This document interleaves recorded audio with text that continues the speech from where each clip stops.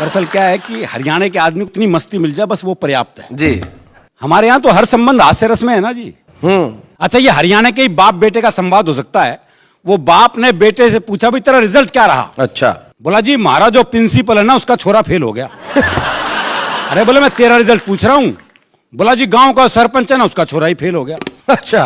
अरे बोले तेरा दिमाग खराब है, मैं तेरा रिजल्ट पूछ रहा हूँ। अरे बोले वही तो बता रहा हूँ, तू कौन सा प्रधानमंत्री लाग रहा है। वो मेरे पड़ोस में रहते जी रामकिशन जी, उनके बेटे का रिजल्ट आना था। तो बाप ने कहा अगर फेल हो गया ना तो मुझे बापू मत कह दियो बस। दोपहर में बेटा रिजल्ट लेके वापस आया तो बाप ने पूछा भाई रिजल्ट क्या रहा। तो छोरा बोला रामकिशन के रखा रिजल्ट में छोड़ना। ये हरियाणा के संबंध ऐसे ही हैं जी। जब ये बाप बेटे के ऐसे हैं तो सास बहू दामाद ये तो हास्य से भरे ही पड़े हैं जी। वो एक दामाद पूछा ससुराल पति को लेने, तो सास का जी नहीं कर रहा था भेजने का। तो उसने कहा अगले हफ्ते आइए। वो अगले हफ्ते आया। सास बोली बे जी नहीं भरा, अगले हफ्ते आइए। वो फिर अगले हफ्ते आया। सास बोली तू तो हर हफ्ते आ जा है। हम अभी नहीं भेजेंगे, 15 दिन के बाद भेजेंगे। बोला जी मैं भी आ जाके थक गया, मैं 15 दिन यहीं रुकूंगा। बोले जी आप रुकोगे तो लोग क्या कहेंगे।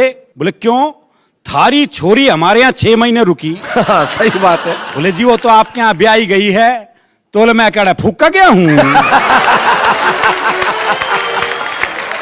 वो एक और दामाद पता ससुराल पति को लेने, तो सास का जी नहीं कर रहा था भेजने का। तो उसने बाकी बच्चों से कहा बोल जीजा को समझाओ। अच्छा। और अगर नहीं माने ना तो यूं कह देना हमारी माता जी की देवी आ जाती है। देवी आ जाती है। और जब देवी आ जाती है अपनी बात मनवा के छोड़ती है।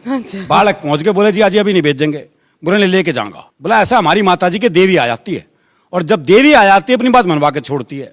बोला देवी आ जाए देवा आ जा, मैं तो लेके जाऊंगा। थोड़ी देर बाद सास जो बाल वाल बिखेर के आ गई। बोले देवी आ गई ना भेजूं, देवी आ गई ना भेजूं, देवी आ गई ना भेजूं। दामाद थोड़ी देर ड्रामा देखता रहा। फिर बोला भैरव आ गया लेके जागा। दरअसल क्या हमारे यहाँ काम वही कर सकते हो जो हरियाणा का ही हो जी। अच्छा। जैसे डॉक्टर है, कोई और प्रदेश का जाके वहां डॉक्टरी करने लग जा, कर ही नहीं सकता। क्योंकि मरी बीमारी ऐसी बताओगा। बोले डॉक्टर साहब कालजे में कुछ धुआं सा उठा है। और डॉक्टर भी कमाल है। वो एक डॉक्टर एक मरीज का चेकअप कर रहा था, देखा उसकी दोनों टांगे नीली पड़ गई। बोले ओहो जहर चढ़ रहा है भाई, टांगे काटनी पड़ेंगी। दोनों टांगे काटी गई साहब, नकली टांग लगवाई गई। देखा कुछ दिन नकली टांग भी नीली पड़ गई। बोले ओहो तुम्हारी तो जीन्स ही रंग छोड़ती है।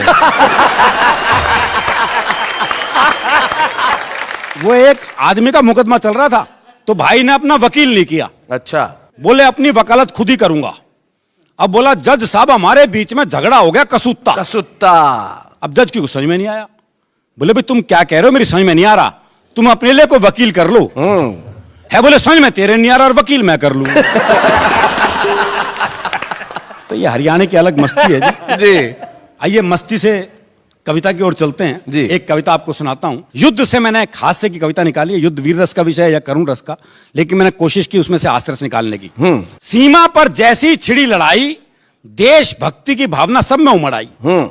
कुर्बानी का कुछ ऐसा चढ़ा जुनून कि घायल सैनिकों को सभी देने लगे अपना अपना खून। अच्छा। नेता हो या व्यापारी, कवि हो या भिखारी, खिलाड़ी हो या संगीतकार, अध्यापक हो या बेरोजगार, तरह तरह के लोगों का जब घायल सैनिकों में खून चढ़ा तो सबका प्रभाव अलग अलग पड़ा। अच्छा। एक भिखारी का खून जब सैनिक के शरीर में गरमाया तो वो दुश्मन का गिरेबान पकड़ के गिड़गिड़ाया, जरा इस तरफ भी ध्यान दे दे, दे दे ऊपर वाले के नाम पे अपनी जान दे दे। इतना कहकर जैसी उसने जान ली, दूसरे दुश्मन ने उसकी नियत फौरन पहचान ली। वो वापस नियंत्रण रेखा की तरफ भाग चला। हमारा सैनिक बोला जो दे उसका भी भला, जो ना दे उसका भी भला। कवि का खून चढ़े सैनिक ने जब दुश्मन को अपने चुंगल में फंसाया तो दुश्मन गिड़गिड़ाया, माफ कर दो माफ कर दो। सैनिक बोला जाओ तुम्हें माफ किया।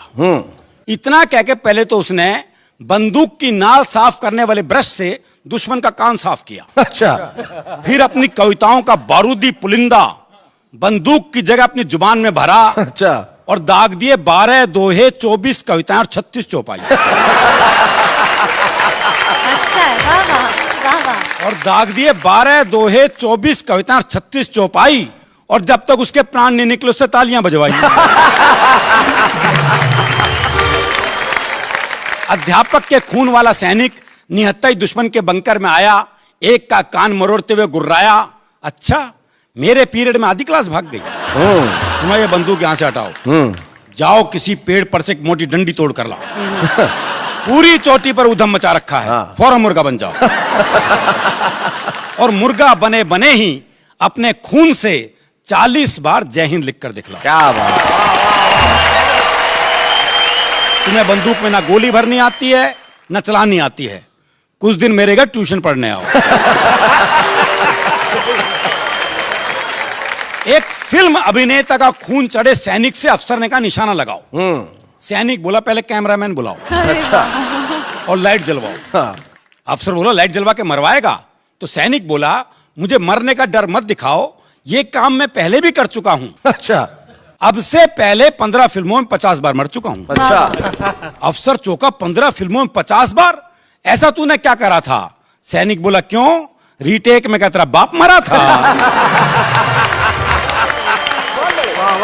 फिल्मोनिया से ग्रस्त व्यक्ति के खून ने और कमाल दिखाया। फिल्मोनिया। हाँ, आगे बढ़ते दुश्मन को देखते ही चिल्लाया, जानी तुम्हारे पांव देखे बहुत गंदे हैं, इन वादियों में घिन आएगी, इन्हें हमारी जमीन पे मत रखना, जमीन मैली हो जाएगी। क्या बात है, वाह। जमीन मैली हो जाएगी। और शिक्षा व्यवस्था पर एक व्यंग। एक सैनिक का बहुत ही मजबूत था कांधा। उसने 4 दुश्मनों का एक गट्ठर सा बांधा, उठाया, पीठ पर लटकाया और सारे युद्ध क्षेत्र का नक्शा बदल दिया। जब वो 5वें दुश्मन को एक हाथ में पानी की बोतल की तरह लटका कर चल दिया। अच्छा, सब हैरान परेशान, खा गए गच्चा। लेकिन यह किस्सा है सच्चा, क्योंकि उस सैनिक को खून देकर आया था एक स्कूल का बच्चा। क्या बात। एक सैनिक को गलती से एक नेता का खून चढ़ गया। बस यहां गलती हो गई। हाँ। एक सैनिक को गलती से एक नेता का खून चढ़ गया, ठीक होते हुए फ्रंट की बजाय दिल्ली की तरफ बढ़ गया। उसे फ्रंट का मतलब समझाया गया और सीधा कारगिल भिजवाया गया। वहां तोपों को देखते ही उसका कलेजा हिला। अच्छा, यही हो बोफोर्स तोप जिसका कमीशन मुझे आज तक नहीं मिला। चल छोड़, अभी इस चक्कर में क्या पढ़ना है। फिर अफसर से बोला अच्छा बताओ मुझे किस चुनाव क्षेत्र से लड़ना है। अफसर ने कहा द्रास। वो बोला क्या कहा, मद्रास? मुझे तो उत्तर भारत में कहीं से लड़ा दो। अफसर गुस्से में बोला इसे सीधा टाइगर हिल पे चढ़ा दो। वो सिरफिरा चढ़ते चढ़ते कई बार गिरा। इस दृश्य का आप लोग आनंद लें जी। वो सिरफिरा चढ़ते चढ़ते कई बार गिरा, जहां भी 2-4 सैनिक दिखें वहीं रस्सी छोड़ दे और वोट मांगने के लिए दोनों हाथ जोड़ दे। और कविता की सबसे महत्वपूर्ण पंक्ति आप तक पहुंचा रहा हूं, लेकिन मैं कहता हूं कुछ ऐसा इंतजाम हो जाए, नेताओं का खून सैनिकों को नहीं बल्कि सैनिकों का खून नेताओं को चढ़वाया जाए। क्या बात है, वाह वाह वाह वाह। सैनिकों का खून नेताओं को चढ़वाया जाए ताकि उनमें भी भारत मां के सच्चे सपूतों का रक्त हो, कोई ढूंढने से भी देशद्रोही ना निकले, हर नेता देशभक्त हो। वाह वाह वाह।